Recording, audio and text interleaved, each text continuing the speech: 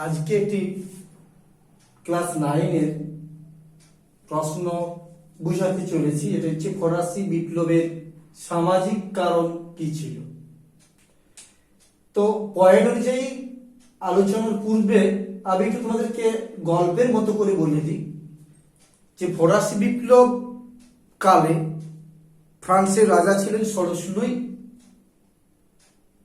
এবং তিনি অত্যন্ত স্বৈরাচারী প্রকৃতির ছিলেন। এক কথায় তার নিজস্ব কোনো ব্যক্তিসত্তা বা পুরুষত্ব ছিল না, না ছিল কোনো মেরুদণ্ড।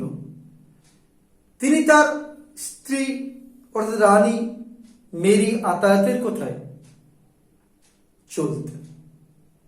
তার নিজস্ব কোনো যে ব্যক্তি স্বাতন্ত্র্য তার ছিল না। ফলে সমাজে একটা বিপ্লব এসে পড়ে। কিন্তু এর পিছনে যদি বলতে হয় তাহলে ফরাসি সমাজ চিরকাল তৃতীয় শ্রেণীকে শোষণ করে এসেছে।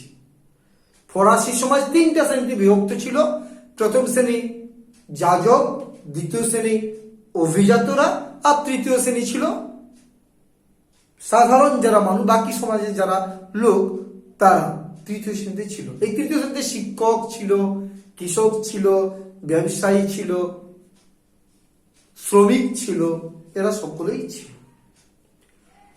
এই তিন শ্রেণীর মানুষ রাষ্ট্রের সমস্ত খরচা বহন করত।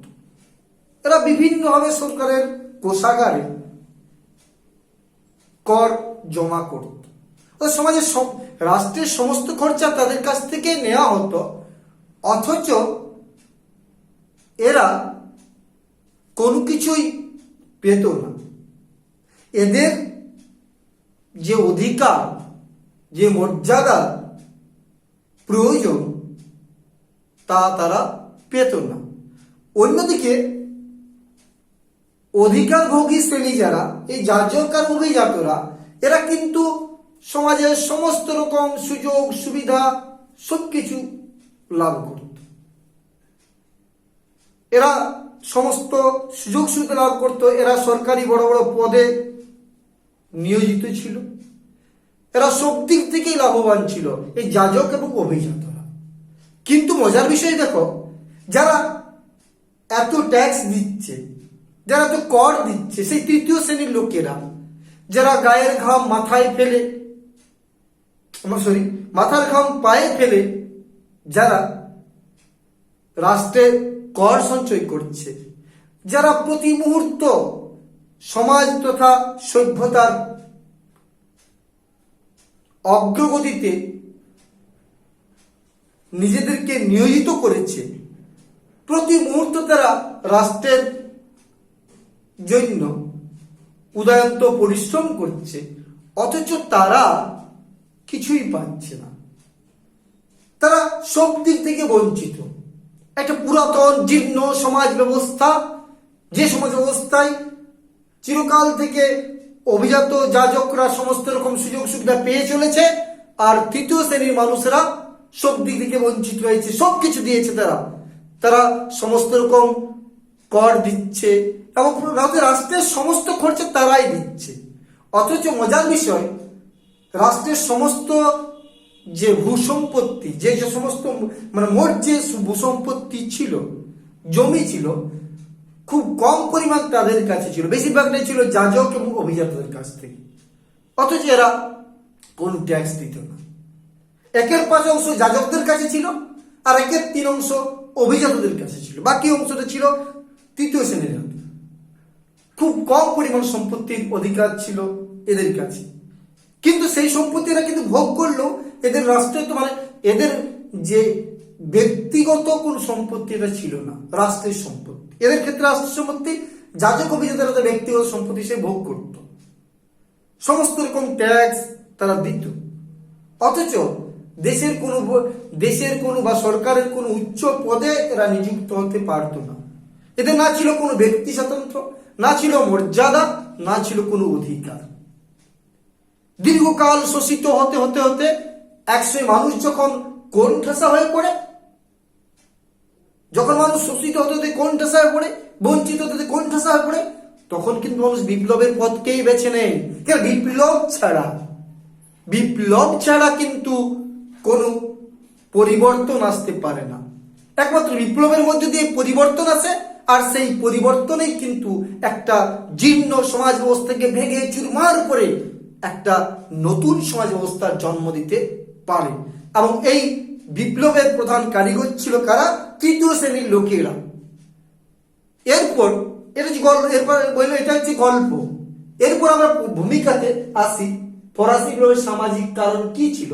ভূমিকাতে বলবে, এক পুরাতন জীর্ণ সমাজ ব্যবস্থায়, বহুদিন থেকে বহু প্রচলিত পুরাতন জীর্ণ সমাজ ব্যবস্থায় ফ্রান্সের সমাজে তৃতীয় শ্রেণীর লোকেরা আবহমান কাল ধরে শোষিত, বঞ্চিত, নিপীড়িত হয়ে আসছিল। শোষিত হতে হতে তারা এমন একটা পরিস্থিতিতে পৌঁছে যায় যেখানে তারা আন্দোলন করতে বাধ্য হয়। তারা বুঝেছিল যে পরিবর্তন যদি আনতে হয় এটা বিপ্লবের প্রয়োজন, আর সেই বিপ্লবের জন্য তারা পরিবর্তনের দিকেই এগিয়ে যায়। এই ভূমিকাতে এটা বলবে। সামাজিক কারণের তিনটা পয়েন্ট। এটা শ্রেণী বিভাজন, অধিকারহীন শ্রেণী, অধিকার ভোগী শ্রেণী, এরপর এই তিনটা। সামাজিক কারণ বলবে যে ফরাসি শ্রেণী বিভাজন পয়েন্টটাতে বলবে যে ফরাসি সমাজ ব্যবস্থা তিনটি শ্রেণীতে বিভক্ত ছিল। একদিকে যাজক শ্রেণী, যাজকরা রইবেন দিয়ে, একদিকে অভিজাতরা, একদিকে যাজকরা হচ্ছে প্রথম শ্রেণী, অভিজাতরা দ্বিতীয় শ্রেণী, আর তৃতীয় শ্রেণীতে রয়েছে সমাজের বাকি যে লোকেরা আছে, অর্থাৎ কৃষক, শিক্ষক, শ্রমিক, এরা কিন্তু তৃতীয় শ্রেণীতে। এই শ্রেণী বিভাজন কিন্তু সমাজের, এই ফরাসি সমাজের শ্রেণী বিভাজনটাই কিন্তু ফরাসি বিপ্লবের প্রধান কারণ। এই শ্রেণী বিভাজন বলবে প্রথম শ্রেণী, এরপর প্রথম ও দ্বিতীয় শ্রেণী সমস্ত সুযোগ সুবিধা ভোগ করলেও তারা কিন্তু সরকারের কে কোনো কোনরূপ কর ব্যবস্থা কোন করেই দিত না। এরপর অধিকারহীন শ্রেণী। অধিকারহীন শ্রেণীতে কারা ছিল? অধিকারহীন শ্রেণীতে ছিল তৃতীয় শ্রেণী। এই তৃতীয় শ্রেণী রাষ্ট্রের সমস্ত খরচ খরচা দিত, সমস্ত রকম খরচ খরচা বহন করত। এরা তিল করে নিজেদেরকে রাষ্ট্রের নামে উৎসর্গ করেছিল। সবকিছু এরা যোগাত, রাষ্ট্রের সমস্ত রকম খরচ খরচা এরা যোগাত।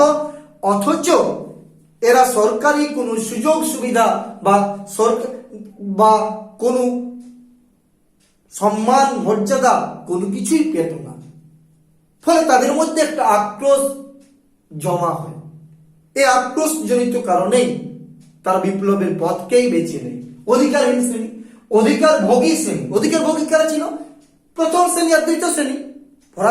ফ্রান্সের প্রথম শ্রেণী এবং দ্বিতীয় শ্রেণী ছিল অধিকার ভোগী শ্রেণী, যারা সমস্ত রকম অধিকার ভোগ করত।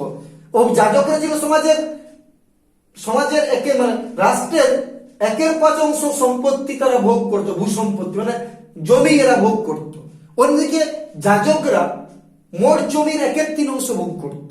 অথচ এরা দেশি আর ধর্মকর ছাড়া আর কোনো কর দিত না। দেশি এবং ধর্মকর এরা দিত। তাছাড়া এই যাজকরা কিন্তু বিভিন্নভাবে ফ্রান্সের সাধারণ মানুষকে শোষণ করে প্রচুর অর্থের মালিক হয়ে উঠেছিল। এদের অর্থ এত পরিমাণ অর্থ ছিল, প্রায় 10 কোটি লিভ্র তারা বাস্তবিক উপার্জন ছিল, 10 কোটি লিভ্র। যাজকরাও প্রচুর পরিমাণ সম্পত্তির মালিক ছিল। বিভিন্নভাবে তারা ঠকাতো, রাষ্ট্রের নামে, রাজার নামে বিভিন্নভাবে তারা মানুষকে ঠকাতো এবং প্রচুর সম্পত্তি এরাও লাভ করছিল। এবং এরা বেশ আমোদ উল্লাসের মধ্যে দিয়ে, আমোদ ফুর্তির মধ্যে দিয়ে জীবনযাপন করতো। মজার বিষয় দেখো, একজন মানুষ খেতে পাচ্ছে না, দিনে একটা রুটি জোগাড় করতে পারছে না, সেখানে যাজক অভিজাতরা আনন্দ ফুর্তিতে বিলাসিতায় মগ্ন ছিল। তাদের জীবনটা ছিল রাজকীয় জীবনযাপন। অন্যদিকে যারা ট্যাক্স দিচ্ছে, যারা উৎপাদন করছে, যে কৃষক মানুষের মুখে অন্ন তুলে দিচ্ছে, তার মুখে অন্ন জুটছে না। যে শ্রমিক রাস্তাঘাট নির্মাণ করছে, বাড়িঘর তৈরি করছে, তাকে থাকতে হচ্ছে নর্দমার ধারে এক ঝুপড়ি বস্তিতে। বিপ্লব হবে না? বিপ্লব হওয়া উচিত, এই বিপ্লব হওয়া প্রয়োজন ছিল। তার জন্য বিপ্লব হয়েছে। কারণ এক শ্রেণী মানুষ সমস্ত রকম অধিকার পাবে আর এক শ্রেণী মানুষ কোনো কিছু অধিকার পাবে না, এটা কোনো মেনে নিতে পারা যায় না, এটা মেনে নেওয়া যায় না। তাই বিপ্লবটা তারা ডেকে এনেছিল। অধিকার ভোগী শ্রেণী, অধিকার ভোগী শ্রেণী যাজক অভিজাতরা সমস্ত রকম অধিকার ভোগ করছে, অথচ এদের রাষ্ট্রের প্রতি এদের কোনো দায়বদ্ধতা নেই, এদের রাষ্ট্রের প্রতি কোনো দায়িত্ববোধ নেই, কোনো কর্তব্য নেই, অথচ সমস্ত রকম সুযোগ সুবিধা এরা ভোগ করছে। রাষ্ট্রে বড় বড় উঁচু পদে এরা আছে, রাজার অত্যন্ত প্রিয়জন এরা। কিন্তু মজার বিষয়, যাজকদেরও একটি শ্রেণী ছিল, নিম্ন শ্রেণীর যারা যাজক, তারা কিন্তু কোনো কিছুই পেত না, তারা সমস্ত রকম অধিকার থেকে এরা কিন্তু বঞ্চিত ছিল। এবার হচ্ছে অভিজাতদের মধ্যে শ্রেণীবদ্ধ ছিল, অভিজাতদের উঁচু শ্রেণী যারা ছিল তারা সব কিছু পেত, আর নাম করা মানে নামমাত্র যারা অভিজাত ছিল তাদের কোনো কিছুই জুড়ত না, তারা কেবল নামেই অভিজাত। তাদের মধ্যেও একটা শ্রেণীর ক্ষোভ ছিল এই রাষ্ট্রের বিরুদ্ধে বা ষড়শুলির বিরুদ্ধে। এরপর যে নিম্ন শ্রেণীর যারা যাজক ছিল তাদেরও একটা দলের বিক্ষোভ ছিল ষড়শুলির প্রতি। আর অভিজাতদের মধ্যে যারা তোমার নিম্ন শ্রেণীর ছিল, যারা নামমাত্র অভিজাত ছিল, তাদের একটা ক্রোধ ছিল, মানে ক্ষোভ ছিল ফরাসি সমাজ ব্যবস্থার প্রতি, ষড়শুলির প্রতি।